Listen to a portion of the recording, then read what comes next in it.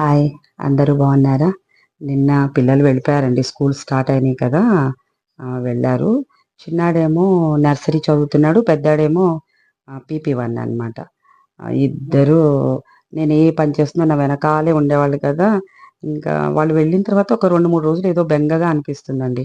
వాళ్ళు ఎక్కువ డిస్టెన్స్‌లో కూడా ఏం లేరు. 1 అవర్‌లో మా అమ్మాయి వాళ్ళు ఉంటారు. మా అబ్బాయి వాళ్ళు 5 అవర్స్ డిస్టెన్స్‌లో.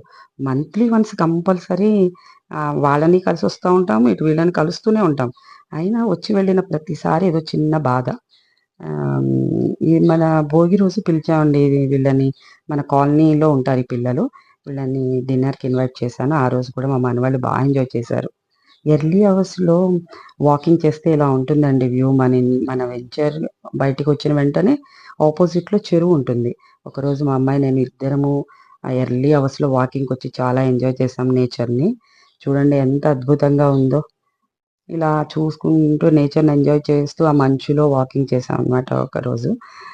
రోజు కుదరలేదు. ఒకరోజు మాత్రం చాలా ఎంజాయ్ చేసాం. ఏదో అరకులో ఉన్న ఫీల్ ఉంది కదా! ఉన్నట్టు అనిపిస్తుందండి. మన అరకులో ఉన్నామా అన్నట్టు అనిపిస్తుందనమాట. సన్‌రైజ్, సన్‌సెట్ సూపరండి. సన్‌రైజ్‌లో ఒక స్నాప్ తీసింది మా అమ్మాయి. సన్‌సెట్ కూడా అద్భుతంగా ఉంటుందండి. సన్‌సెట్ కూడా ఒకరోజు అందరమొచ్చి హ్మ్, మన వెంచర్ పక్కనే అనమాట. అందరం ఫోటోస్ అవి తీసుకున్నాము. వంటలు కూడా మా అమ్మాయి, కోడలు ఇద్దరు చాలా అద్భుతంగా చేస్తారండి. చాలా చేస్తారు. వెజ్, నాన్ వెజ్ 2 చేస్తారు.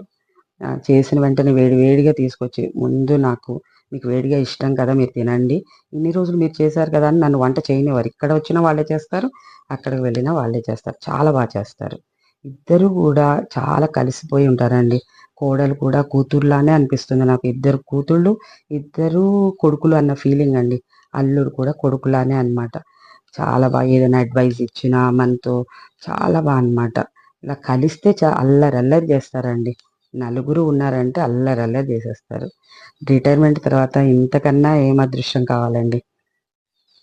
మా అమ్మాయి వచ్చిన ప్రతిసారి మా వారికి అట్లా కాళ్ళన్నీ క్లీన్ చేసి హాట్ వాటర్‌లో ఉంచి ఆ డెడ్ స్కిన్ అంతా తీసేసి క్లీన్ చేసి వెళ్తుందనమాట. వీక్లీ వన్స్ అలా చేసుకోవచ్చు కదా! అని అంటూ ఉంటుంది మమ్మల్ని.